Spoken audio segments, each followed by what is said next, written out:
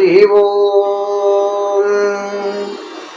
తొన్నమునేక దంతమున్ తోర్పు దైవామహస్తముండకమో యుగజలన్ వెళ్ళని చూపులన్ ముందహాసమున్ ఉండకొకు రూపమున కోరిన విద్యగల్లా నుజ్జవై ఉండెడి పార్వతీ తనయవో యుగనాదివా మృగు ముఖ్యదన్.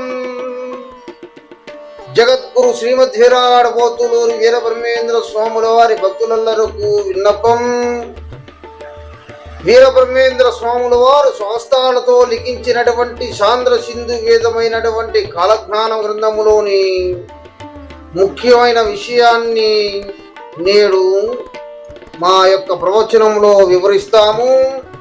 జగద్గురు శ్రీమద్విరాట్ పోతులూరి వీరబ్రహ్మేంద్ర స్వాముల వారు సజీవ సమాధి ప్రవేశం చేసి 10 మాసములు గడిచిన తర్వాత జరిగినటువంటి యథార్థమైనటువంటి గాథను మీ అందరికీ వివరిస్తూ ఉన్నాను. వీరబ్రహ్మేంద్ర స్వాముల వారు సజీవ సమాధి యందు ప్రవేశం చేసి 10 మాసములు గడిచినాయి. అప్పటి మఠాధిపతులు శ్రీ జగద్గురు శ్రీమద్విరాట్ పోతులూరి వీరబ్రహ్మేంద్ర స్వాముల వారి పెద్ద కుమారుడైనటువంటి గోవిందాచార్యుల వారు వీరబ్రహ్మేంద్ర స్వాముల వారి మొట్టమొదటి గురు పూజ ఆరాధన మహోత్సవ కార్యక్రమములను ఘనంగా నిర్వహించాలని తలచి వారి సోదరుడైనటువంటి పోతులూరు ఆచార్యుల వారిని చేరపిలిచి పోతులూరాచార్య వీరబ్రహ్మేంద్ర స్వాముల వారు అనగా తండ్రి గారి ఆరాధన గురు పూజ మహోత్సవ కార్యక్రమమును ఘనంగా నిర్వహించాలని తలచి శిష్య సమేతంగా సంచారానికి శిష్యులందరికీ వీరబ్రహ్మేంద్ర స్వాముల వారి గురు పూజ ఆరాధన మహోత్సవమును తెలియజేయాలని అట్టి కార్యక్రమమును పోతులూరాచార్యుల వారికి వితాయించటం జరిగింది. పోతులూరాచార్యుల వారు శిష్య సేవక సమేతంగా సంచారం చేస్తూ ఆ వరుసలో బనిపెంట మునిమడుగు అనే గ్రామములను చేరుకున్నాడు. ఆ గ్రామములోని బనిపెంట గ్రామమునకు చేరుకొని ఆ గ్రామములోని విశ్వబ్రాహ్మణులకు తమ రాకను సేవకుల ద్వారా వర్తమానమును పంపించారు. వీరబ్రహ్మం గారు సజీవ సమాధి చెంది 10 మాసములు గడిచినప్పటికీ వారి అర్ధాంగి అయినటువంటి గోవిందమాంబ గారు సుమంగలికి చిహ్నమైనటువంటి గాజులు, మెట్టలు, పసుపు, కుంకుమలు తీయలేదు. అది వనిబిడ్డలోని విశ్వబ్రాహ్మణులకు అనాచారముగా తోచింది.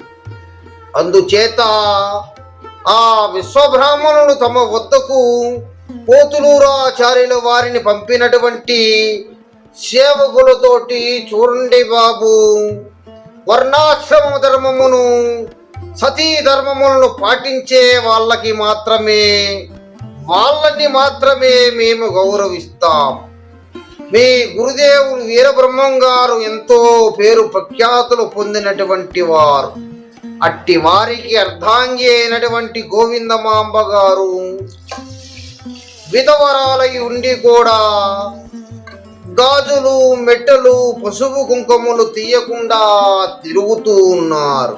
ఇక వారి కుమారులు ఈ అధర్మాన్ని, ఈ అనాచారాన్ని చూసి చూడనట్లు నటిస్తూ దేశ సంచారానికి బయలుదేరుతారా? ఇలాంటి సంప్రదాయ రహిత కుటుంబాలను గురు పూజలుగా భావించి ఆతిథ్యమిచ్చి గౌరవించటం మా వల్ల కాదు. ఇలాంటి అనాచార గురువులను పూజించటం మాకు చేత కాదు. కనుక మీ గురువు గారితో చెప్పుకోండి అని విమర్శించారు పోతులూరాచార్యుల వారి సేవకులతోటి. ఆ విషయాన్ని తెలుసుకున్నటువంటి పోతులూరాచార్యుల వారు ఆగ్రహించారు. అయినా అది సమయం కాదని భావించి అక్కడి నుండి బయలుదేరి మరొక గ్రామమైనటువంటి మునుమడుగు చేరుకున్నారు. ఆ గ్రామంలోని విశ్వబ్రాహ్మణులు కూడా గొప్ప ధనమదాంతులవుట చేత ఆ మునుమడుగు గ్రామస్తులు విశ్వబ్రాహ్మణులు కూడా గొప్ప ధనమదాంతులవుట చేత వారంతా ఒక చోట సమావేశమై వీరబ్రహ్మేంద్ర స్వాముల వారి అర్ధాంగి అయినటువంటి గోవిందమాంబ విధవరాలై కూడా సుమంగలిగా అలంకరించుకోవటం అనాచారమని, అధర్మమని, ఆమె కులాచారాన్ని మంట కలిపిందని, అట్టి ఆడదాని కడుపున పుట్టిన వాళ్ళు కులగురువులు ఎట్లా అవుతారని ఈసడించుకున్నారు పోతులూరాచార్యుల వారిని. అయితే వీరబ్రహ్మేంద్ర స్వాముల వారి సజీవ సమాధి ప్రవేశాన్ని స్వయంగా చూసినటువంటి ఆ ఊరి వృద్ధుడొకడు వాళ్ళని వారిస్తూ అవతార పురుషులైనటువంటి వీరబ్రహ్మేంద్ర స్వాముల వారు సజీవ సమాధి ప్రవేశం చేస్తూ గోవిందమాంబ గారితో నిత్య సుమంగలిగా ఉండమని ఆదేశించటం నా చెవులారా నేను విన్నాను. ఆవిడ మహాపతివ్రతామ తల్లి, ఆమెని దూషించటం, ఆమె పుత్రులను ఈసడించటం మంచిది కాదని హితవు పలికాడు.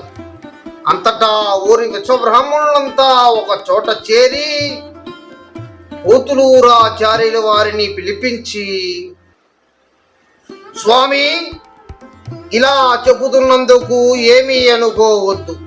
మహానుభావుడైనటువంటి వీరబ్రహ్మేంద్ర స్వాముల వారి భార్యే ఆచారాలను సంప్రదాయాలను ధిక్కరిస్తే సామాన్య స్త్రీలు వాటిని ఎలా పాటిస్తారు? కనుక ముందుగా మీ అమ్మగారైనటువంటి గోవిందమాంబ గారి చేత ఆ సుమంగలికి చిహ్నమైనటువంటి చిహ్నాలను తీసివేయించండి. ఆమె చేత వైదవ్యాన్ని పాటించండి. అప్పుడే మిమ్మల్ని కులగురువులుగా భావించి మీ నుంచి తీర్థప్రసాదములను స్వీకరిస్తాము. అంతేకాని విధవరాలైనటువంటి తల్లిని సుమంగళి అలంకారములలో ఇంట్లో పెట్టుకొని మీరు తగుదునమ్మా అంటూ సంచారానికి వస్తే మీలాంటి అనాచారాలను ఎవరు గౌరవిస్తారు, ఎందుకు గౌరవిస్తారు అని ఖరాఖండిగా చెప్పివేశారు ముడుముడుగు విశ్వబ్రాహ్మణులు. పోతులూరయ్యకి ఆగ్రహం ముంచుకు వచ్చింది. అయినా అది సరైన సమయం కాదని వారు తక్షణమే వెనుదిరిగి మిట్ట మధ్యాహ్నం వేళకి కందిమల్లాయపల్లె చేరుకున్నారు. అతడు ఆవేశంగా రావటం గమనించి నౌకర్లు పరిగెత్తుకు వెళ్లి గోవిందమాంబ గారికి వివరించారు. గోవిందమాంబ చకితురాలై గబాగబా సింహద్వారం వద్దకు వచ్చి నిలుచుని కుమారుని కోసం ఎదురు చూడసాగింది. కొంతసేపటికి పోతులూరయ్య ఆగ్రహంతో నివాసంలోకి ప్రవేశిస్తుంటే ద్వారం కాడనున్నటువంటి గోవిందమాంబ కుమారుని వైపు ఆశ్చర్యంగా చూస్తూ, నాయనా పోతులూరయ్య, ఈ ఉదయమే సంచారానికి బయలుదేరి వెళ్ళావు కదా, ఇంతలోనే వెనుతిరిగి వచ్చావు. ఎందుకు నాయనా? ఆరోగ్యం బాగోలేదా? ఆదరణ తగ్గిందా అని ప్రశ్నించింది. ఆ మాటలకు మరింత ఆగ్రహించినటువంటి పోతులూరాచార్యులు వారు చప్పున గోడకు వేలాడుతున్నటువంటి ఖడ్గమును తీసి, అమ్మా, నీ ప్రవర్తన వల్ల ఇవాళ మాకు తీరని అవమానం జరిగిపోయింది. నా ప్రశ్నలకు సరైన సమాధానం చెప్పకపోతే నేడు నిన్ను కాటికి పంపిస్తాను అంటూ కొనిపెంట మునుమడుగు విశ్వబ్రాహ్మణులను దూషించినటువంటి విషయాన్ని వివరించి ఆ గ్రామములోని విశ్వబ్రాహ్మణులు తమ వంశాన్ని, తమ గురుపీఠాన్ని, తమ తల్లిని ముత్తైదువుగా ఉండటాన్ని విమర్శించిన సంగతి తెలిపి, మా తండ్రి గారు సమాధి చెంది 10 నెలలు గడుస్తుంది. ఒకసారి సమాధి చెందిన వారు వారం రోజులు లేదో 10 రోజులు నెల రోజులు మాత్రమే జీవించి ఉంటారు. అంతేకాని నాన్నగారు సమాధిలో ప్రవేశించి 10 మాసములు గడిచిపోయాయి కనుక వారు నిశ్చింతగా మరణించే ఉంటారు. కానీ నువ్వు ఈ విధంగా ముత్తైదువుల పసుపు కుంకాలతో గాజు పూసలతో సుమంగలిలా ఎందుకు తిరుగుతున్నావు? మనల్ని లోకులందరి చేత అవమాన పాలు చేయించడానిక? నేడు వనిపెట్టవారు మునుమడుగు వారు నా మొహాన్నే ఉమ్మివేశారు. మనకు తెలియకుండా ఇంకెందరూ ఇలా మనల్ని మన కుటుంబాన్ని తెగనాడుతున్నారో ఎవరికి తెలుసు అని గట్టిగా గద్దించాడు గోవిందమాంబను. ఆ మాటలకు తల్లడిల్లిపోయినటువంటి గోవిందమాంబ కంటి వెంట పొటపొట కన్నీళ్లు కారుస్తూ తనని అననాని మాటలన్న వాళ్లపై ఆవేశాన్ని ప్రకటిస్తూ, పోతులూరయ్యా, నన్ను అనరాని మాటలు చొప్పించినటువంటి వనిపెంట వాళ్ళు ఒళ్ళకాటికెల్లా మునిమడుగు వారు ముదరస్థంగాను అని శపించింది గోవిందమాంబ. తల్లి వెంట అలాంటి మాటలు వచ్చేసరికి విస్మయుడయ్యాడు పోతులూరయ్య. అతడు తన తల్లిని ఎగాదిగా చూస్తూ తప్పంతా నీ దగ్గర ఉంచుకొని వాళ్ళని వీళ్ళని శపిస్తావా? నీకు ధర్మమా? భర్త పోయిన ఆడదానిని విధవానటం తప్ప అని నిలదీశాడు తన తల్లిని.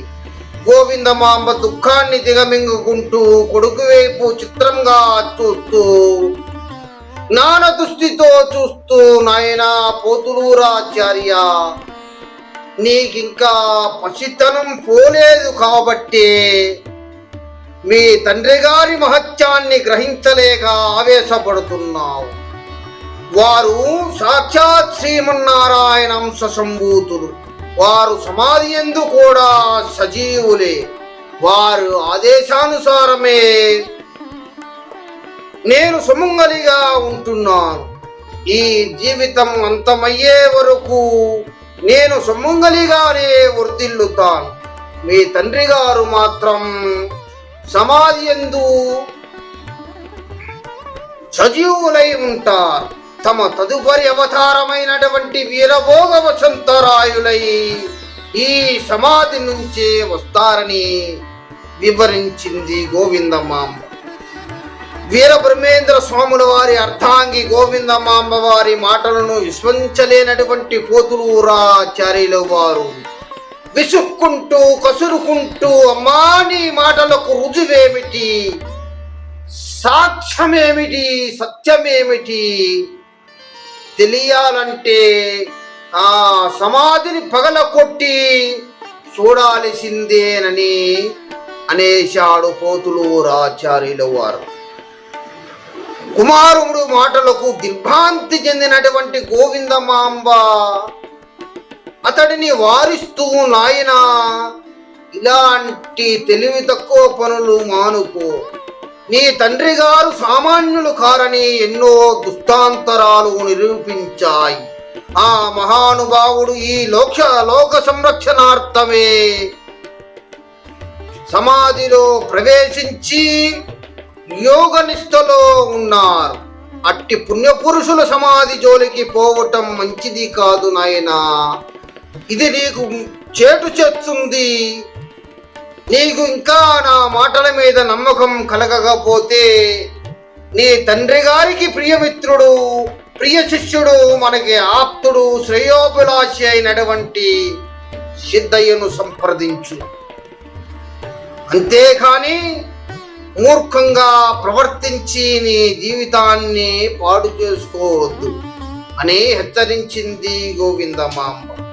తల్లి మాటలను తలదాల్చినటువంటి పోతులూరాచార్యుల వారు మూడుమాల గ్రామమునకు వెళ్ళి సిద్ధయ్యను కలిసి తన అనుభవాలను వివరించి తనకు జరిగినటువంటి అవమానములను గురించి చెప్పి తన తల్లి గోవిందమాంబ గారి నమ్మకములోని సత్యాసత్యములను తెలుసుకోవడానికి స్వామివారి సజీవ సమాధిని బద్దలగొట్టి తమ తండ్రి గారి ప్రస్తుత పరిస్థితిని గమనించాలని తన అనుకున్నది సిద్ధయ్య గారితో వివరించి ఉన్నారు. పోతులూరయ్య మాటలకు కలత చెందినటువంటి సిద్ధయ్య మొత్తుకుంటూ తమ కళ్ళతో చూసిన సానుభావాలను వీరబ్రహ్మేంద్ర స్వాముల వారి మహిమలను వివరంగా చెప్పి, పోతులూరయ్య వీరబ్రహ్మేంద్ర స్వాముల వారి అంతటి దైవాంత సంభూతులైనటువంటి వీరబ్రహ్మేంద్ర స్వాముల వారికి పుత్రులై జన్మించటం నిజంగా మీ అదృష్టం. అట్టి అదృష్టాన్ని మీరు కుశంకాలతో సందేహాలతో అట్టి అదృష్టాన్ని దూరం చేసుకోవద్దు. ఆ మహాత్ముని సమాధిని పగలగొట్టాలనే సంకల్పాన్ని తక్షణం విరమించుకోండి. అది మీకు మీ వంశానికి క్షేమం కాదని హెచ్చరించాడు సిద్ధయ్య గారు. సిద్ధయ్య మాటకు మారు పలకకుండా మౌనంగా వెనుతిరిగి కంది మల్లాయ పల్లెకు వచ్చేశాడు పోతులూరాచార్యుల వారు.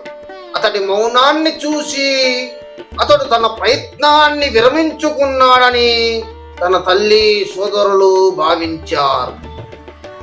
పోతులూరాచార్యుల వారు మనసు మార్చుకున్నాడని అందరూ భావించారు. కానీ ఒకనాటి అర్ధరాత్రి వేళ గాఢ నిద్రలో ఉండగా వనిపెంట మునిమడు వారు దూషించినటువంటి దూషణలు పదే పదే జ్ఞప్తికి వచ్చి నిద్రలో ఉండగా ఉలుక్కుపాటుతో లెగిసి ఒకనాటి అర్ధరాత్రి వేళ ఎవ్వరికీ తెలియకుండా ఒక గడ్డ పొలుగును తీసుకొని ఒంటరిగా బ్రహ్మంగారి సమాధి వద్దకు చేరుకున్నాడు పోతులూరాచార్యుల వారు. తాను తెచ్చినటువంటి పొలుగుతోటి సమాధిపై మూసిన రాతి పలక చుట్టూ తవ్వసాగారు.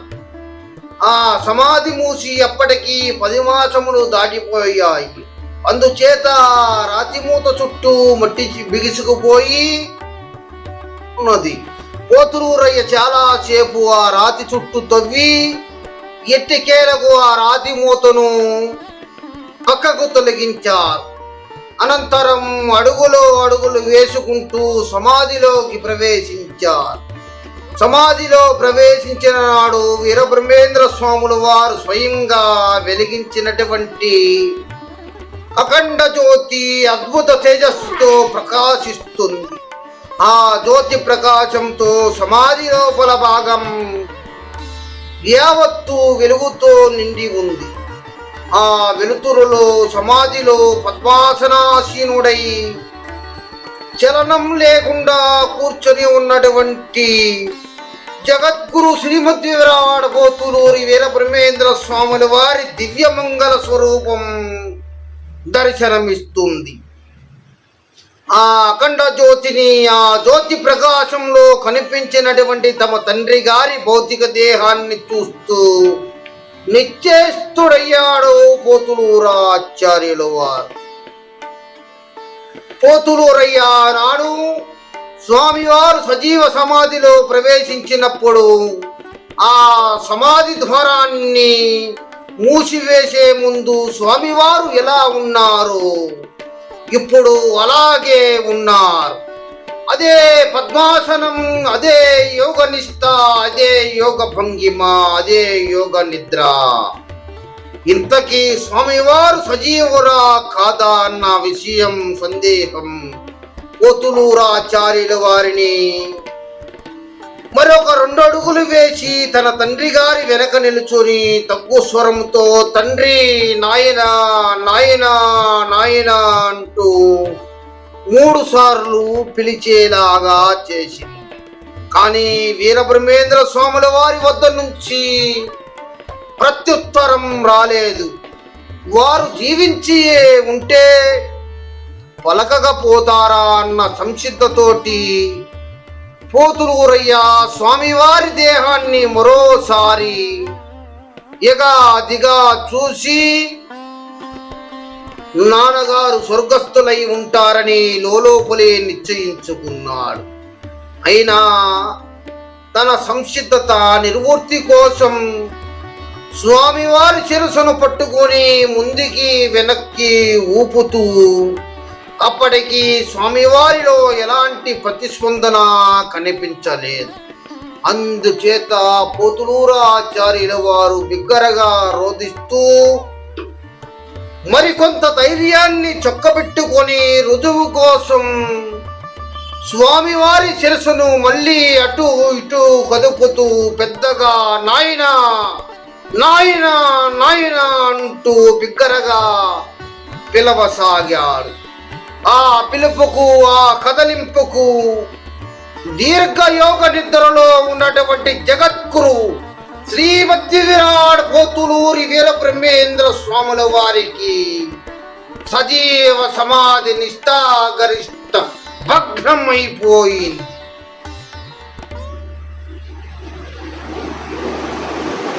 స్వామివారు సమాధి స్థితి నుంచి మేల్కుంటూ బ్రహ్మస్మృతిని తెచ్చుకుంటూ కనురెప్పలు తెరుస్తూ ఎవరు సమాధిని తెరిచి మా ధ్యాన నిష్టను భగ్నం చేసింది ఎవరురా అంటూ బిగ్గరగా సింహగర్జన చేశారు వీరబ్రహ్మేంద్ర స్వాముల వారు.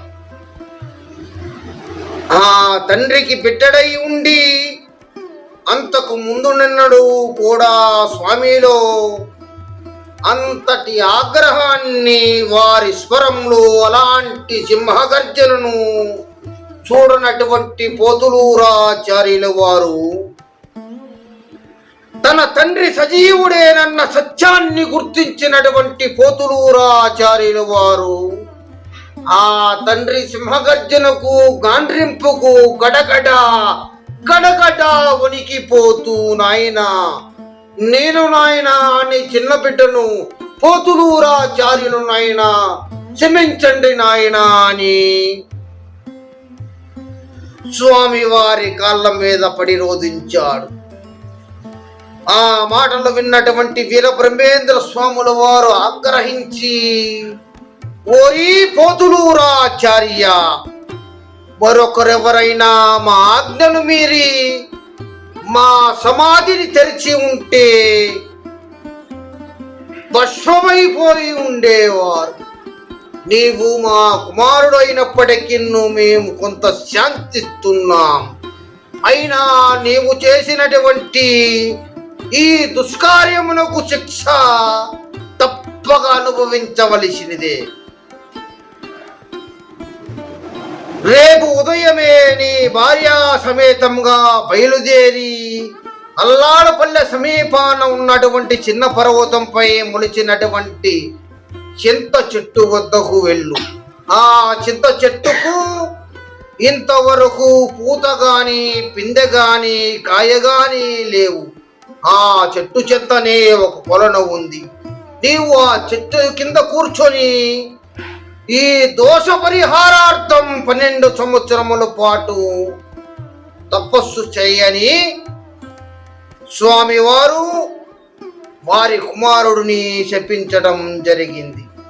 నీ తపస్సు సిద్ధించిందన్నడుకు గుర్తుగా ఆ నాటికి ఆ చింత చెట్టుకు ఒకే ఒక కాయ కాచి అది పండుగ పండి రాలి నీ చేతిలో పడుతుంది. దానిని పట్టి పూర్తిగా భుజించిన తర్వాత తదుపరి నీవు స్వగృహానికి వచ్చి సత్కార్యమును ఆచరించి ఆ పిదప మామలే నీవు కూడా జీవ సమాధిని పొందు అని ఆదేశించారు. ఇక నీవు తక్షణం పైకి పోగానే నీవు తొలగించినటువంటి రాతి బండను యథా ప్రకారం సమాధిపై మూసివేయమని స్వామివారు ఆదేశించారు. మరలా వీరబ్రహ్మేంద్ర స్వాముల వారు నిస్తయందు నిమగ్నమైపోయారు. బ్రహ్మంగారు అనంతరం పోతులూరయ్య సమాధిని మూసివేసి తల్లి గోవిందమాంబ వద్దకు వచ్చి జరిగిన విషయాన్ని చెప్పి, గోవిందమాంబ మిక్కిలి చింతించి, పోతులూరయ్యా, నేను ముందే చెప్పాను కదయ్యా, మీ తండ్రి గారి గురించి నా మాటలు పట్టించుకోకుండా వ్యర్థావేశముతో సమాధిని పగలగొట్టి మీ తండ్రి గారికి తపోభంగం చేశావు, వారి శాపానికి గురయ్యావు, చేయి చేతులారా ఈ దుస్థితిని కొని తెచ్చుకున్నావు కదయ్యా అని వాపోయింది గోవిందమాంబ. ఆ తల్లి ఈ విధంగా పోతులూరాచార్యుల వారితోటి మిక్కులు చింతిస్తూ వివరిస్తూ, నేను విధవను కాను, 10 మాచములకైనను 10 ఏండ్లకైనను 10,000 ఏండ్లకైనను నేను విధవను కాను. ఆ తల్లి పోతులూరాచార్యుల వారితో ఈ విధంగా వివరించి ఉంది. జగద్గురు శ్రీమద్ విరాట్ పోతులూరి వీరబ్రహ్మేంద్ర స్వాముల వారికి మరణమే లేదన్న సత్యాన్ని గుర్తించినటువంటి పోతులూరాచార్యుల వారు తన తల్లికి దండ ప్రమాణమును ఆచరించి, తల్లి, ఇక స్వామివారి చెప్పిన విధంగా, నాన్నగారు చెప్పిన విధంగా నేను తపస్సుకు బయలుదేరుతున్నానని తన యొక్క మాతృమూర్తి పాదములకు నమస్కరించి తపస్సుకు బయలుదేరారు పోతులూరు ఆచార్యులు వారు. జగద్గురు శ్రీమద్ విరాట్ పోతులూరి వీరబ్రహ్మేంద్ర స్వాముల వారు 16 ఆనందనామ సంవత్సరముల వరకు సజీవ సమాధి నిష్ఠాగరిష్ట వహించి ఆ సజీవ సమాధిలో ధ్యాన నిష్టలో ఉంటారని కాలజ్ఞానమును మునిపే వివరించి ఉన్నారు. అనగా ఆనందనామ సంవత్సరము నుండి ఆనందనామ సంవత్సరం వరకు 60 సంవత్సరములు, 16 ఆనందనామ సంవత్సరములు అనగా సుమారుగా 924 సంవత్సరముల పాటు స్వామివారు తపోదీక్షలో ఉంటారు. స్వామివారు సజీవ సమాధి పొంది ఇప్పటికీ సుమారుగా 334 సంవత్సరములు పూర్తి అయినవి. ఇంకా సుమారుగా 600 సంవత్సరముల పాటు స్వామివారు సజీవ సమాధిలో ఉంటారన్న యథార్థమైనటువంటి విషయం కాలజ్ఞాన గ్రంథములో లిఖించి ఉన్నారు. జగద్గురు శ్రీమద్ విరాట్ పోతులూరి వీరబ్రహ్మేంద్ర స్వాముల వారి భక్తులందరికిన్నూ పోతులూరాచార్యుల వారి కథను మొదటి భాగంగా వివరించి ఉన్నాము. మరొక భాగంలో పూర్తిగా వివరిస్తాము. జగద్గురు శ్రీమద్ విరాట్ పోతులూరి వీరబ్రహ్మేంద్ర స్వాముల వారి సంపూర్ణ కరుణా కటాక్ష సిద్ధిరస్తు. సర్వే జనా సుఖినో భవంతు, లోకా సమస్త సుఖినో భవంతు. స్వస్తి శుభం అందరికి.